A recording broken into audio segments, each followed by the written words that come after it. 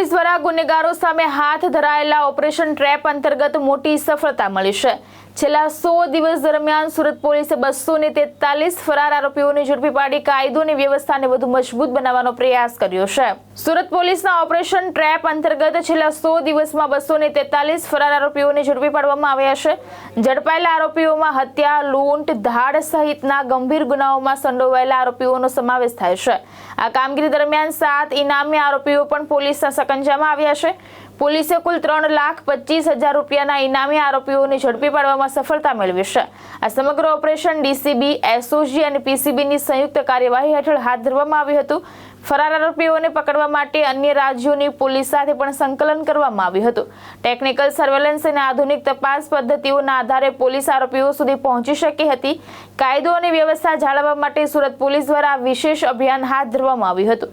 આ કામગીરી દ્વારા સુરત પોલીસે ગુનેગારોને કડક સંદેશ આપ્યો છે કે કાયદાથી બચવું હવે તો મુશ્કેલ બનશે। સુરત શહેર સમગ્ર રાજ્યનો એક ઇકોનોમિક હબ છે અને સુરત શહેરમાં કુલ 90 લાખ જેટલી વસ્તી છે અને આ 90 લાખ જેટલી વસ્તીમાં 45 લાખથી વધુ લોકો એવા છે જે સમગ્ર દેશના અલગ અલગ 28 થી વધુ રાજ્યોના લોકો છે જે અહીંયા લાંબા સમયથી વસવાટ કરી રહ્યા છે, ગુજરાન ચલાવી રહ્યા છે। અને સુરત શહેરમાં છેલ્લા 30 વર્ષમાં દાખલ થયેલા જેટલા ગુનાઓ છે એમાં જે નાસ્તા ફરતા આરોપી છે, જે નાસ્તા ફરતા આરોપીઓ સમગ્ર દેશના અલગ અલગ રાજ્યોમાં ભાગી છૂટેલા છે, એવા આરોપીને પકડી પાડવા માટે પોલીસ કમિશનર અનુપમસિંહ ગેહલોત સાહેબના માર્ગદર્શન હેઠળ એક આખું operation trap, targeted raids on absconders and prolific offenders, એક ઓપરેશન ટ્રેપ પ્લાન કરવામાં આવ્યું હતું। સમગ્ર ફેબ્રુઆરી 2026 આખા મહિનામાં આ ઓપરેશન ટ્રેપને 1 માર્ચથી અંજામ આપવા માટે મિટિંગોનું આયોજન કરવામાં આવ્યું હતું। સુરત શહેરના તમામ ગુનાઓના નાસ્તા ફરતા આરોપીઓનો સેન્ટ્રલાઇઝ ડેટાબેઝ ક્રાઇમ બ્રાન્ચ દ્વારા બનાવવામાં આવ્યો હતો। આ ડેટાબેઝમાં આરોપીઓને રાજ્ય વાઇઝ બાયફર્કેશન કરવામાં આવ્યું હતું અને સાથે સાથે ગુજરાત રાજ્યના જે આરોપી છે એનું જિલ્લા વાઇઝ બાયફર્કેશન કરવામાં આવ્યું હતું અને ત્યારબાદ તમામ ડીસીપી ઝોન વાઇઝ એમની એલસીબીની ટીમો અને તમામ પોલીસ સ્ટેશનની ટીમોને આ ડેટાબેઝ અલોટ કરવામાં આવ્યો હતો અને ક્રાઇમ બ્રાન્ચ એસઓજી પણ આ તમામ નાસ્તા ફરતા આરોપી પકડવા માટે જોડાઈ હતી। 100 દિવસના ટૂંકા ગાળામાં 1 માર્ચ 2026 થી 10 જૂન 2026 ની વચ્ચે 100 દિવસની અંદર કુલ મળીને 243 જેટલા અલગ અલગ નાસ્તા ફરતા આરોપી, વોન્ટેડ આરોપી અને પેરોલ જમ્પ આરોપી પકડી પાડવામાં ખૂબ મોટી સફળતા સુરત શહેર પોલીસને અનુપમસિંહ ગેહલોત સાહેબ, કમિશનર સાહેબના માર્ગદર્શનમાં મળી છે।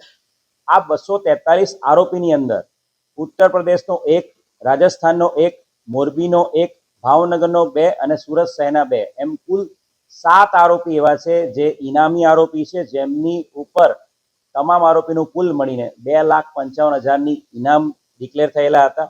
એટલે 7 ઇનામી આરોપીનો આ 243 આરોપીમાં સમાવેશ થાય છે।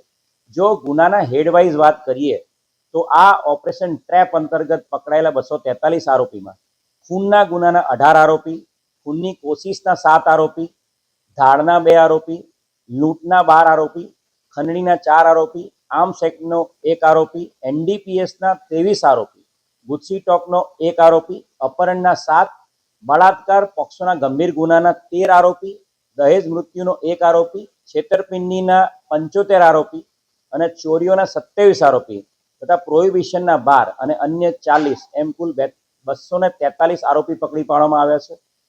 તમામ શહેરના તમામ પોલીસ સ્ટેશન ઇન્ક્લુડિંગ મહિલા પોલીસ સ્ટેશન, એએસક્યુ તમામે આ આરોપીઓ પકડવા માટે ખૂબ જ મહેનત કરી છે। 243માંથી 82 જેટલા આરોપી ક્રાઇમ બ્રાન્ચની ટીમે પકડી પાડેલા છે અને આ આરોપીઓનું જો વાત કરીએ, જે પકડાયેલા આરોપી છે એમાં ઘણા બધા એવા આરોપી છે જે ઇનામી આરોપી છે અને ખૂબ જ જઘન્ય ગુનાઓના આરોપી છે। આરોપી આનંદસિંહ ઉર્ફે સોલેસિંહ, જેણે પોતે શોલે મૂવીના નામ ઉપર અને એના અંકલના નામ ગબ્બરસિંહના નામ પરથી આ ગેંગ બનાવેલી હતી, શોલે ગેંગ, ઉત્તર પ્રદેશની ગેંગ જે મોટી મોટી ખંડણીઓના ગુનાઓ જેની પર દાખલ થયેલા હતા અને ઇનામી આરોપી હતો, એને પકડી પાડવા માટે 2 મહિનાની સતત મહેનત ક્રાઇમ બ્રાન્ચે કરી હતી, એને પકડી પાડેલો હતો। એ જ રીતે સુનિલ ઝુંબર કાળે, એને સાંગલી જિલ્લાના જંગલોમાં જે પોલીસની ટીમો કામે લાગેલી હતી અને 26 વર્ષ જૂનો આરોપી છે, વોન્ટેડ આરોપી, લૂંટ અને બળાત્કારના જેની પર ગુના દાખલ થયેલા છે, એને પણ લિંબાયત પોલીસની ટીમે 26 વર્ષ જૂના વોન્ટેડ આરોપી, 40,000નો ઇનામી આરોપી હતો, જંગલના દુર્ગમ વિસ્તારમાં ત્યાંના લોકોનો પહેરવેશ રાખીને સતત 7 દિવસ સુધી એ વિસ્તારમાં મહેનત કરીને આરોપીને પકડી પાડ્યો હતો। એ જ રીતે ખટોદરા પોલીસ સ્ટેશનનો જે લૂંટનો ગુનો હતો એની અંદર 30,000 રૂપિયાનો ઇનામી આરોપી છે. એ આરોપીને પકડવા માટે પણ ખૂબ જ મહેનત ક્રાઇમ બ્રાન્ચે કરી હતી અને એ આરોપીને મહિનાઓ સુધી મહેનત કરીને એણે પોતે પોતાના પિતાનું નામ ખોટું નાખી દીધું હતું અને આખી આઈડેન્ટિટી ચેન્જ કરી હતી. તે છતાં પણ 6 મહિના સુધી વર્કઆઉટ કરીને ટેકનિકલ અને હ્યુમન ઇન્ટેલિજન્સ આધારે એને ઉત્તર પ્રદેશ લખનૌથી પકડી પાડવામાં આવ્યો. 24 વર્ષથી વોન્ટેડ 10,000નો ઇનામી આરોપી ગંગારામ એને પીસીબીની ટીમે એમની ચોક્કસ ઇન્ફોર્મેશન આધારે હ્યુમન ઇન્ટેલિજન્સ આધારે હૈદરાબાદ જઈને 24 વર્ષથી જે વોન્ટેડ આરોપી હતો ખૂનના ગુનાનો 24 વર્ષ જૂનો એને પીસીબીની ટીમે પકડી પાડેલો છે. એ જ રીતે 2009ના વર્ષમાં જે થાળનો આરોપી 17 વર્ષથી નાસ્તો ફરતો આરોપી નાગેન્દ્ર મોનુભાઈ રામજતન પારસી સરોજ એને પણ પીસીબીની ટીમે અમદાવાદના સનાથલ ચોકડી પાસેથી ચોક્કસ ઇન્ફોર્મેશન આધારે અને જે વર્કઆઉટ કર્યું એના આધારે પકડી પાડ્યો હતો. એ જ રીતે પીસીબીની ટીમે 8 વર્ષથી વોન્ટેડ 10,000નો ઇનામી આરોપી સુનિલ કિશોરી પ્રસાદ એ પણ મર્ડરના ગુનાનો આરોપી હતો. એને પણ મહારાષ્ટ્રમાં સતત 7 દિવસ સુધી જે ટીમ છે ત્યાં રોકાયેલી હતી.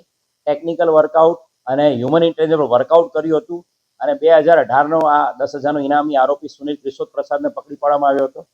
અને એ જ રીતે રાજસ્થાનમાં જે આબકારી અધિનિયમનો ગુનો છે એના 2015નો 11 વર્ષથી વોન્ટેડ આરોપી જહાંગીર ઇબ્રાહિમ હસન મલેક એને ક્રાઇમ બ્રાન્ચની ટીમે એક ચોક્કસ હકીકત મળી હતી કે આ આરોપી સુરત આસપાસ વિસ્તારમાં રહેતો છે અને એની હકીકતના આધારે જે વર્કઆઉટ કર્યું એના આધારે આ જહાંગીર ઇબ્રાહિમ હસન મલેકને ક્રાઇમ બ્રાન્ચની ટીમે ઉમરા સુરત ખાતેથી પકડેલો છે. ખૂબ મોટી સફળતા સુરત શહેરને, સુરત શહેર પોલીસના તમામ યુનિટને મળી છે. સુરત શહેર પોલીસ કમિશનર અનુપમસિંહ ગેહલોત સાહેબના માર્ગદર્શન હેઠળ અને માનનીય નાયબ મુખ્યમંત્રી હર્ષ સંઘવી સાહેબ અને ડીજીપી શ્રી GS મલેક સાહેબના માર્ગદર્શન આખું ઓપરેશન 100 દિવસનું ઓપરેશન ટ્રેપ ચલાવવામાં આવ્યું હતું અને 243 આરોપી પકડી પાડવામાં આવ્યા છે. અને આ ઓપરેશનમાં હજુ પણ સમગ્ર દેશમાં અલગ અલગ ટીમો મોકલીને વધુ આરોપી પકડી પાડવા માટે મહેનત ચાલુ છે. ભાવેશ ઉપાધ્યાય, દ્રષ્ટિકોણ ન્યૂઝ, સુરત.